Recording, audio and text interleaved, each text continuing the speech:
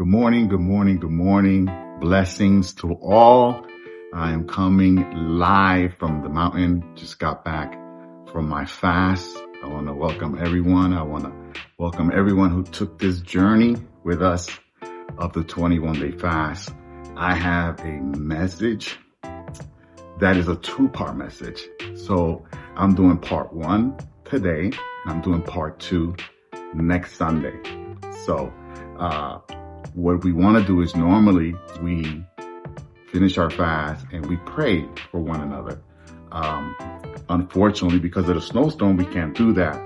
And so we're going to do it, but we're going to do it next week. So make sure you're there.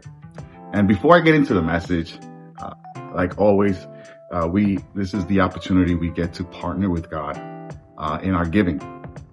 It's how we do what we do. And I want to thank you in advance for your faithful giving.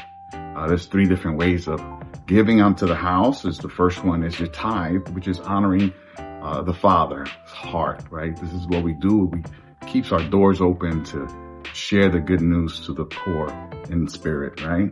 The second way you can partner with us is an offering. That's the heart for the community. It's the outreach, is the help for those who are literally financially in a bad place, that we can be able to assist them. And the third one is a heart for the vision of the house, right? The hub. Come on, somebody. The 29th, we're going in before the board for an approval, which is another milestone. And so we're getting closer and closer. So the offering for the heart for the house, we have the Founders Club, which is anything over 1,000. It's going to be the Founders Club, which we're going to have a picture when we open up, and all the founders will be there in the picture. It'll be hanging in the sanctuary for the future. So everybody knows that this is the beginning, the starters who made it all happen. And even those that give whatever they can, you're still part of the vision, right? It's just that when we started with the 80, but we needed to do our blueprints and everything, and that's almost there. So we still need your help, but that's the heart for the vision of the house. So there's a link to tap into being part of what God is doing. If you've been blessed by the house, this is your reciprocal way of saying thank you by faithfully partnering with us in this vision. Amen. So let's get to it. The pivot. Tell your neighbor, you got to pivot. You got to pivot. Divine Direction is the series we're in. And in Divine Direction, there's moments that there are encounters. There's moments with God that we pivot where we're going. We take a different direction. And that is why we do our fast in the beginning of the year. Our fast is to get divine, come on somebody, direction, right? And when you apply or you put forth divine direction, that means there is always going to be a pivot. And that's why I call this message the pivot, because the pivot is when you change up and you shift your ways, right? For all my sports fans, I'm not really into sports, but I know a little bit. And pivot is very essential in all sports. So let's take football. Football, if you're going in and you know football, you go to the line, you're the quarterback, and you have a play. You know, this play is going to get us down into a touchdown, right? But all of a sudden, the defense reads you. And so now, while you're there, ready to get the ball, the manager, the coach on the side sees that they're shifting because they've read the play. They know what you're going to do. You're going to get sacked, yo. So what the coach says is got to be an audible, right? Audible. An audible is you got to do something and you got to do it right now. You ain't got no time for no more huddles. It's you change it up and you change the direction and you change the play. You change like blue 22.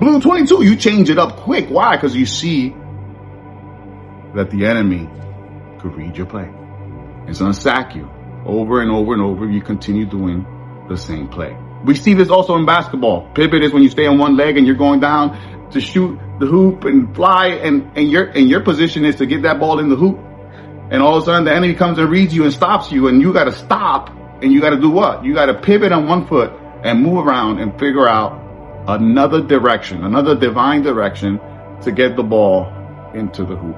Even in boxing, they go with one skill in boxing, and all of a sudden that one thing that they had planned doesn't work. They got to pivot.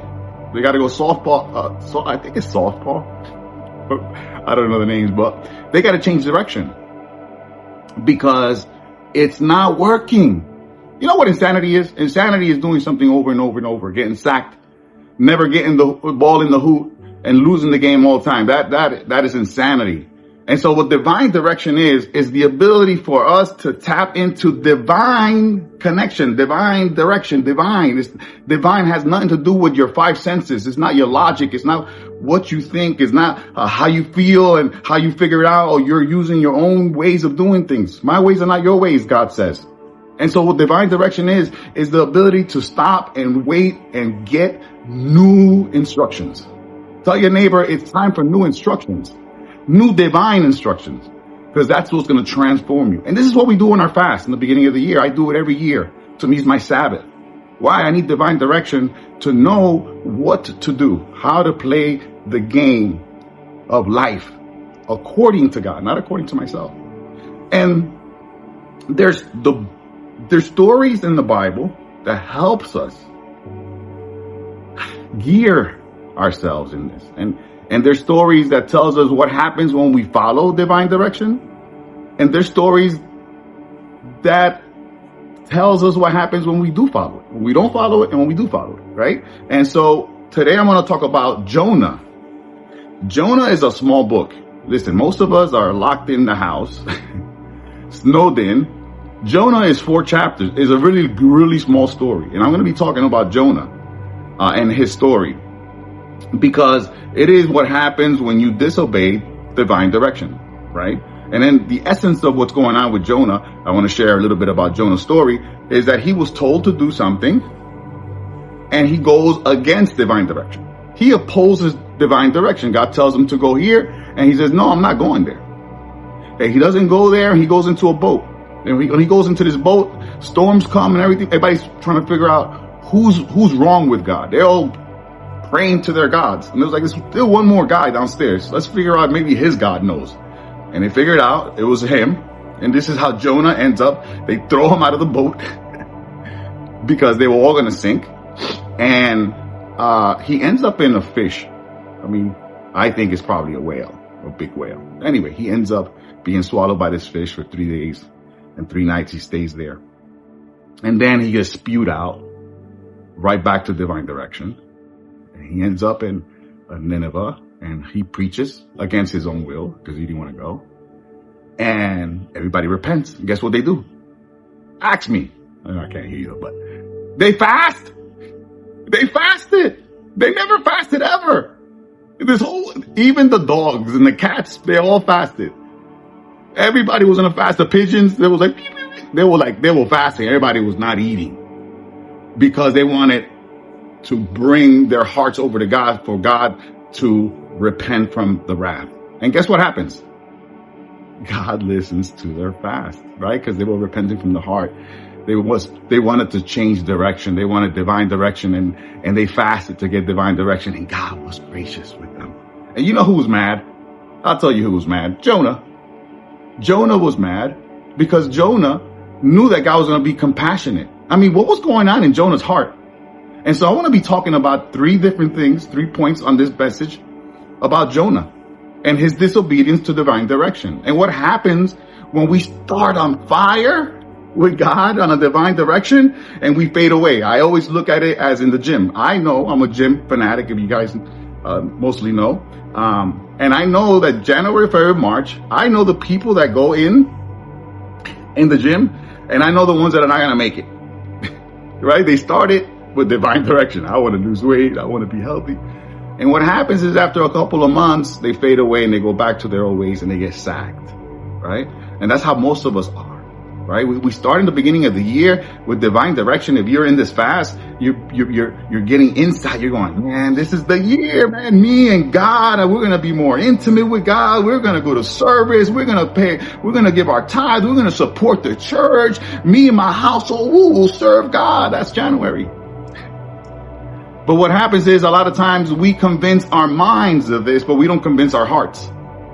Because your heart has to be rendered to God. When we do a fast, we render our hearts to God so we can get divine direction, because the direction doesn't come from the mind. The direction comes from the heart.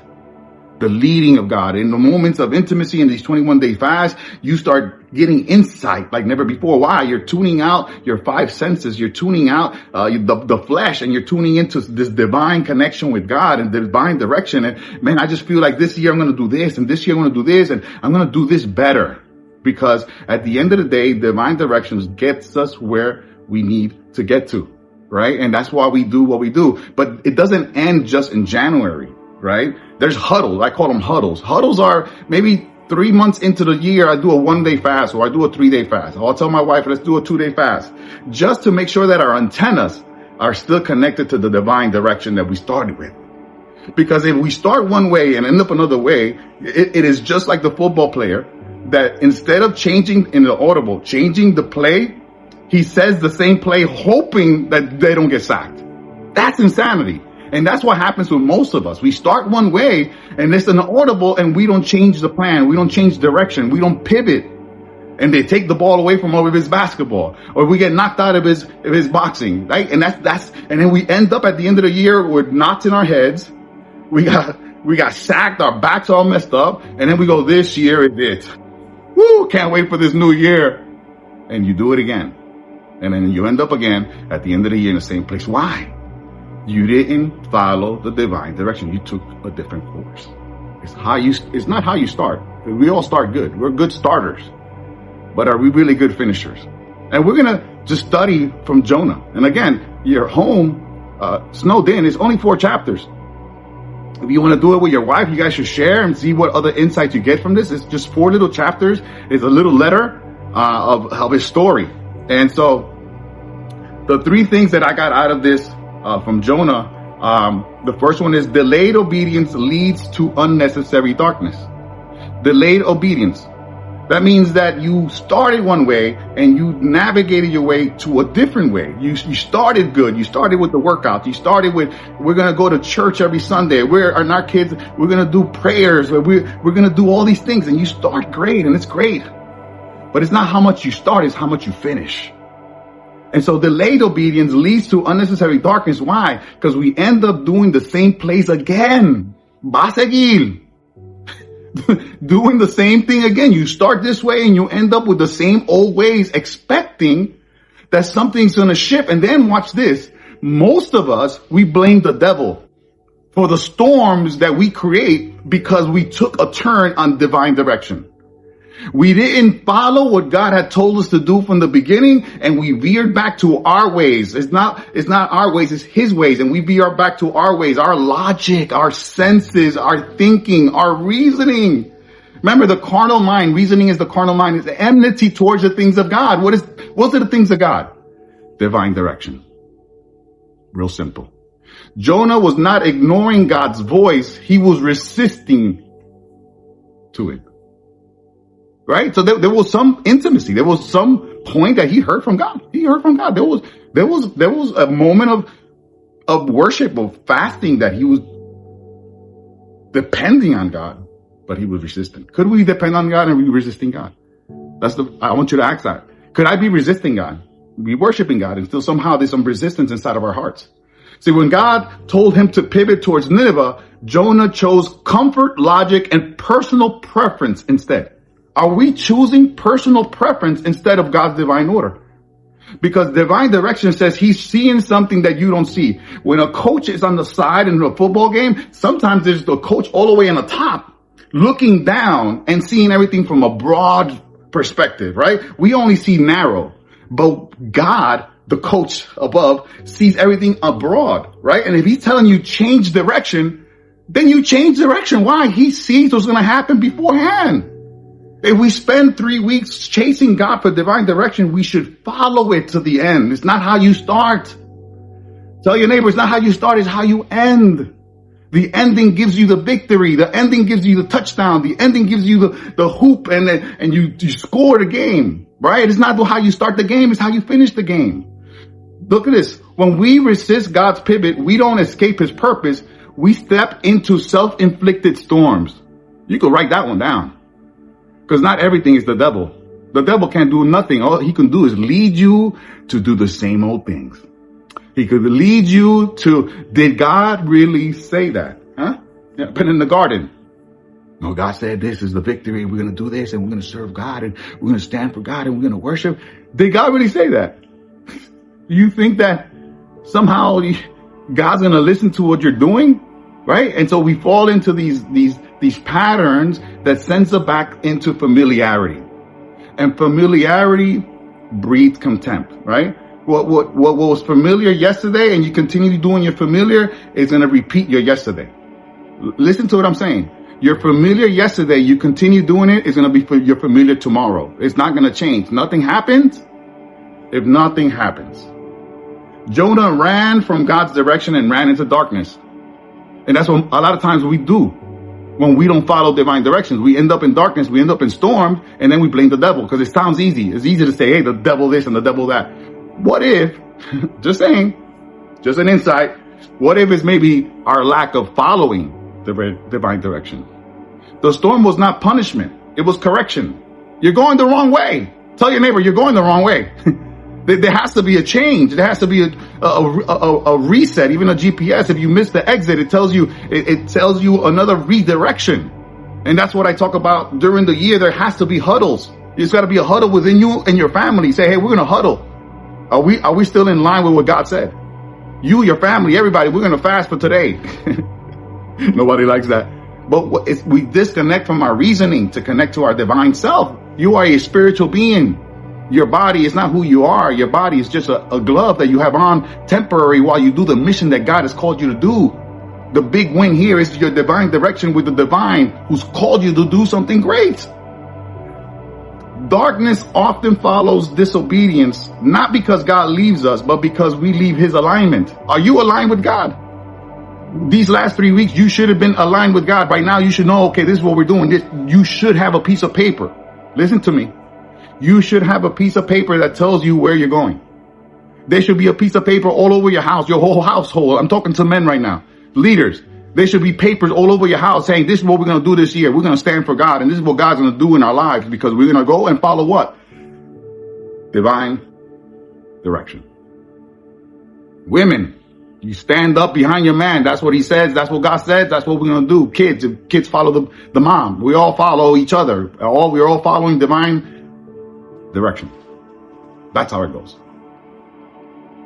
I don't want you to feel guilty if you don't have that paper right now. So most of you are like, I ain't writing nothing. It's okay. We still got time. You're still connected to the divine. You're still connected to him, right? We just finished our fast. Put down what God has been speaking to you. What are the non-negotiables you're going to do this year to transform this year? We're to go from glory to glory, not from miracle to miracle. That's not what we don't go from miracle to miracle. Oh, I hope, and we're looking for miracles. No, we go from glory to glory. Why? Because we follow what? Divine direction. If you follow divine directions, you will see the blessing of God in your life. What we refuse to pivot from today becomes the storms we pray about tomorrow. I'm going to say that again. What we refuse to pivot from today becomes the storms we pray about tomorrow. You're praying against the storm that you created. You're praying against the storm you went into. You're praying against a storm God said, make a left and you made a right. You're praying for a storm that God says, go down 2 lights and make a right, and you went 4 lights and made a left. You're praying for something that it was your direction that directed you into that storm. And so we got to understand when these things happen, don't get mad, don't get sad. Just go, hell on, huddle. Tell your neighbor, we got to huddle. What happens in the team? Many times in the team, when things are not going their way, they do what? They huddle. What is a huddle? Huddle's like, hey, let's go. Let's fast for a day. Let's fast for 2 days. Let's get some divine direction. Let's keep our antennas clean. Because if you got no reception, who you're listening to? You might be listening to the wrong station. Come on, somebody. What station are you listening to? You got to keep that antenna clear to make sure that it is God who's moving you. The second point I want to give you guys. Disobedience pulls others into the storm. I want to say that again. I want you to understand what I'm saying. Disobedience pulls others into the storm. Jonah's private rebellion created a public crisis. Jonah's private rebellion, underline that, rebellion, creates a public crisis. The sailors who did not know God were the ones affected by Jonah's refusal to pivot. What are you refusing to pivot from? Well, what is it that you're allowing yourself to drive yourself into this wrong direction from God?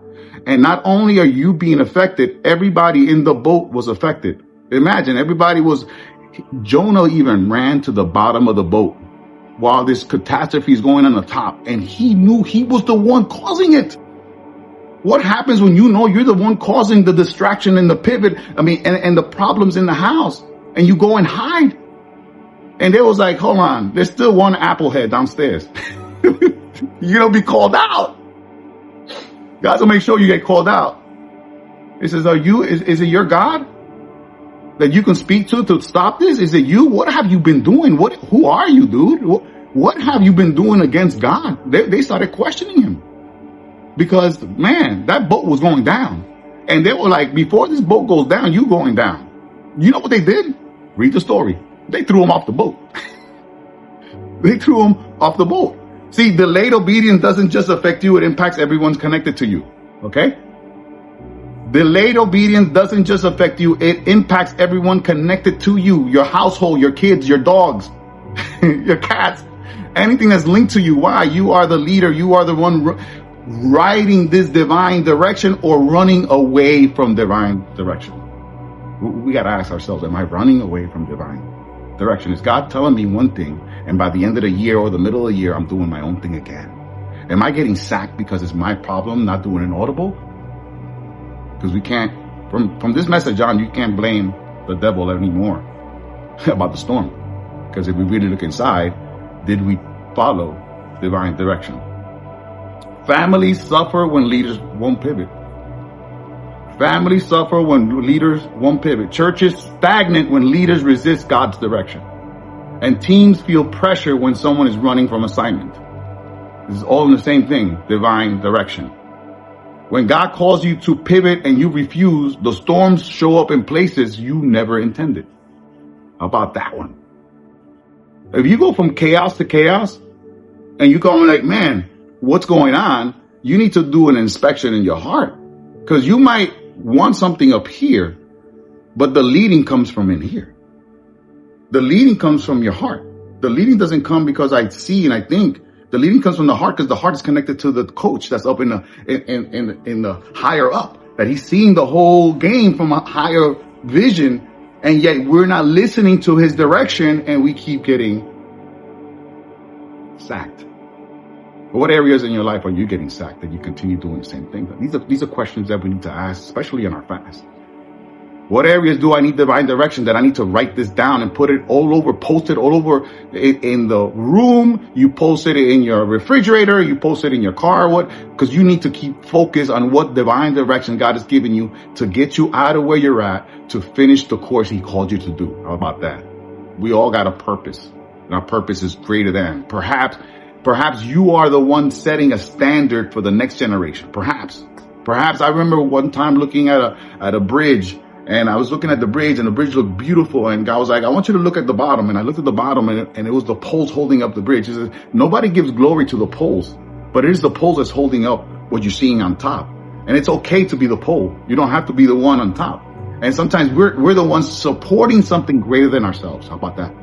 Perhaps our kids are the bridge, the magnificent thing that we're going to see. Yet we are the ones in the bottom. And it's okay to be in the bottom. It's okay to be the support, because someone's got to start. And that only comes from what? Divine directions. I always say, maybe I have my calling, and I'm going to do my calling. And maybe even if Sergio, my son, says, well, I'm not in the pastor thing, but now my grandson comes up, and maybe my grandson is the bridge and I'm the pole and Sergio's the pole, and we're going to support. We don't know. We just got to follow what? Come on. Divine direction. Divine direction. Because without divine direction, we're never going to get there. It's more than just your life. Think about it. It's more than your little 80 years in life. It's more than that. You're setting something. Abraham, Isaac, Jacob, we still talk about them. Abraham, Isaac, Jacob, those are the architects of our faith, right? If you go to Israel right now and you say, who's your father? They won't say their name of their father. They'll be like, our father is Abraham, Isaac, and Jacob. Why? Those are the founders. They're the founders, right? So it's okay for us to be founders. It's okay to you to be, but someone's got to be founded. Someone has to start it, right? And so we are in this position, and we don't want to be away from divine direction. Here's a third point. Darkness is a classroom, not a coffin. I'm going to say that again. darkness is a classroom, not a coffin. The belly of the fish was dark, confining, and uncomfortable, but it was also redemptive. When we find ourselves in these places, many times we think it is over. We bring everything to the end, right? It's like, oh man, I can never figure this out, right? Because we're going to be hit and we're going to miss. But the problem is, even if you miss, it is not a coffin. It is a classroom, right? Because every time that you failed, you know another way not to do it. Every time you fail, if you perceive your failure as a coffin, then it's dead. But you define that. We define a coffin, or we define a classroom. And so if you go down the road of the year and you find yourself in a coffin, it's not that it's dead. It's like, hold on, let me huddle. It's time for a huddle. It's time to reconnect and make sure that we're going in the right direction, that we're getting the right divine direction to get us where we need to get to. Because a classroom is not a coffin. It's a place of learning. We're all learning about that. I'm still learning and I still make mistakes, and I got to look back and go, okay, I don't look at it as, oh my God, I'm never going to figure this out. Oh, because our words have death or life, right? Because we could bring ourselves to death. How about that? Because we're seeing with our reasoning what's going on and it's not working. But what is God saying? Perhaps we got to make a left when we made a right. That's all it is. You just know not to go down that road again. I just came from Dominican Republic, and if you miss one exit, you got to go around, and then it takes you back to the same road. It's not a different road, but this time you'll see that little quick right. I didn't see the quick right in the beginning, but I don't go, oh my God, let's just go home. We're never going to figure this out. We will never get nowhere. Right? But that's how life is. You missed the turn. It's okay. Do a run around and do it again. This time, catch it. Tell your neighbor, catch it. Because divine direction has to do with fine tuning our direction with God. Sometimes it's those quick rights that the GPS doesn't show it. I don't know. I hate Waze. Sorry, Waze. Because it really doesn't define those quick turns. It really doesn't define, is it the higher bridge or the lower bridge? It's just a road. You're like, is it a high? Is it low? And then if you go low, you go, right? And that sometimes life is like that. Our GPS just shows like, oh man, it could have been this way, could have been that way. But it's okay. It's not a coffin, it's a classroom. The belly of the fish was dark, confining, and uncomfortable. Darkness and failure is uncomfortable, but it's also redemptive. God allows darkness not to destroy us, but to align us. There's an alignment happening. Tell your neighbor there's an alignment happening. But we have to make sure that we are still connected to the divine direction. Because if we put our 2 cents into direction by what we see, we're going to miss the mark. You know what sin is? Sin is missing the mark. That's an offense. And thank God for Jesus, because we're good. We're covered. But our classroom continues. This is the way that we learn obedience. It's through disobedience. It's how we miss it, but we get to do it again. And that's not going to happen again. And the great thing is that you are going to be in a position to help others that are going to miss that mark. And you'll be like, that happened to me. Don't worry about it. It's part of the what? Journey of what? Divine direction. God allows darkness not to destroy us, but to realign us. Jonah prayed in the dark. Jonah repented in the dark. And Jonah listened in dark. It seems that sometimes when we hit rock bottom is when we hear God the most. Do you know why? Because we have no strength to figure it out ourselves. To me, when you hit bottom and you hit the cement bottom, there's no further that you can go. And guess what happens there? You hear God. Perhaps your last year was being sacked all over the place. Perhaps you're looking at, but these are so many promises that God told me, you haven't seen it. Perhaps you missed a quick right. Perhaps you didn't look at following the year, that it wasn't just the beginning of the year for my fast, that I should have huddled. Football teams, they huddle all the time. Basketball teams huddle all the time. Why? It's a time to make sure that we're going in divine direction. That's what a huddle is. The huddle is to make sure that the manager is telling the guys, this is what I need you guys to do. because this is what I see. We don't see it because we're in a court. We're in a football, right? We're limited to what we see. But watch this. God is not limited by what he sees. Why? He's high above. You ever seen a parade? If you're in a parade, it might seem long. But if you go to maybe the 30th floor of a place, that 30th floor, that parade looks this small. You could tell what starts and what ends. You could tell the whole parade because you're looking at it from higher grounds. What if we've been missing our divine direction because we're not listening from higher grounds? Because God is seated in heavenly places. We're seated with him. So all we need to do is hear his whisper. But I think that we go on too much with our own divine direction. And we go with our direction of what we think it should be. And we end up getting sacked. I don't know about you, but I don't like getting sacked. I played football early in my years. That's the worst thing because it hurts because you don't see it coming. When you get sacked from a place that you didn't see that guy coming. Right? It's because there was no divine direction. There was no moment of redirecting the game, redirecting what the field was. You didn't listen to the coach. And that's what happens when you get sacked. I don't know about you, but that's not a place I want to be anymore. That's why I do it for the last maybe 9 years. I fast the beginning of the year. It's my Sabbath. Most pastors do Sabbath in the middle of the year. I do mine in the beginning. Why? Because it's not only divine direction for me, it's divine direction for you. If I'm the leader, then I need to be hearing what is the next steps, right? And it's my job to make sure that I'm tuned in with him as we continue our journey as a church, as a leader. But then you are the pastor of your house. Man, I'm speaking to you. Woman, I'm speaking to you. You guys are the leaders of your house. Your church is your house. Your kids are your disciples. They're watching. And whatever you do in these moments of catastrophe, where you turn to becomes something that you can pass down to another generation, that you depend on God, or you could do like everybody else and worry and hope and wait for miracles. This is what happens when you pivot away from divine direction. At the heart of Jonah he was worshiping God, but he was angry. There was anger. There was possibly something going on in his life that he was waiting for God to do something for him and they didn't do it. And God is telling him to help somebody else. And he said, if you read the story, he didn't want to go because he knew he was going to be gracious to others. Because again, he probably felt entitled like God didn't give him something. So we got to make sure that we check our hearts. Are we serving God and we are waiting for something? Or we're entitled somehow and we're worshiping God, but in our heart there's something there? Again, this is the time in divine direction that you let God allow that to pop up.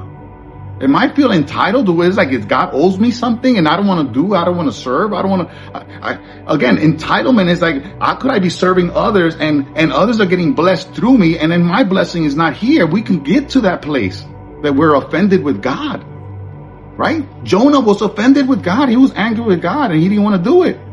And even there's a tree that props up and then the tree goes down and he gets mad because the tree was brought down. And God asked him, well, who put the tree there? Who took the tree? So who are you to tell me who I bless, who I don't bless? Again, here's the position of Jonah's heart. He escaped divine direction because inside his heart, he felt like he was entitled to something that he didn't see in his life. And this could happen. This is Jonah's story. I don't know your story, but my story is divine direction allows to see these things, right? And this is what happens when you don't pivot when God tells you to move, right? And if we don't move because our hearts are not moving, man, we need to find out what's not allowing that to happen. Maybe we have to render ourselves really, really naked to God so that he can really shift us the right direction. Maybe we're holding something against God. Jonah was. It happens. And look what happened, right? And so this is what happens when you don't pivot the right direction. Next week, listen to me. Next week, I'll be talking about a man who chose divine direction the right way and changed the world. Next week, we're going to see what happens on the opposite end. Next week, we'll see what happens if I do follow these instructions, that I don't end up like Jonah, that I don't end up in this place of bitterness and resentment against God or whatever's going on in my life, like God owes us something, right? We got your heart is deceitful above all else. Who could understand it, right? And so a fast will bring these things out. But next week is what happens when a man has an encounter and has divine direction and changes the world. And I'm going to recap it with this another man who changed the planet. You're like, who? Well, you got to tune in. Make sure you make it next Sunday, because we're gonna pray for everybody who did their fast, and we want to make sure. Matter of fact, bring your papers and bring your pens. Perhaps you didn't even write down divine direction. How about that? And it's okay. We're all learning. We're all learning. God knows, right? He said, George, speak to them this message. So I'm speaking this message, and perhaps it's just you. And if it's just one person who grabs this and writes down the divine direction, and we see the glory of God in their life, man, this was all worth it. So to that one person, congratulations. But make sure you get there next week, because we're after the message. I personally want to pray for everyone who did the fast, because I know it wasn't easy. But it is a blessing to be able to do it and see divine direction in our life. So be blessed, and I will see you next Sunday. Write it down. Bye-bye. Hi, my name is Jorge Caban, Senior Pastor here at Ignite Church. I hope and pray that the message was impactful. You're always welcome to come see us live here at 1100 MacArthur Highway at 11 o'clock on Sunday mornings. Also follow us on all our social media platforms, also our website, ignitechurchonline.com, so you can be up to date with everything that's going on here at Ignite. If you're wondering what my shirt says, it says Harpu, which in Hebrew means be still and know God. Where do I know God? Great question. Sign up for our classes at matrixuniversity.online for more of knowing God. Mondays at 7:30.